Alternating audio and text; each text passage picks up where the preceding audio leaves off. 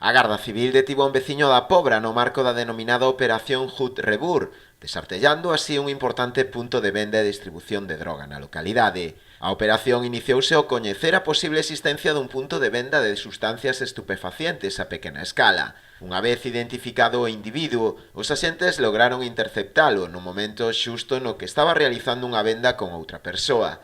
Segundo informaron fontes do Instituto Armado, trátase dun vello coñecido das forzas da orde por feitos similares.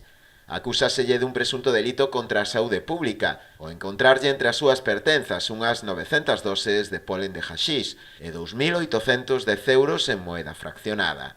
Posteriormente, no rexistro efectuado na súa vivenda, os axentes atoparon tamén máis de 9.000 gramos desta mesma sustancia en pastillas preparadas para a súa venda, así como tamén unhas 156 doses de cocaína e tamén diñeiro metálico.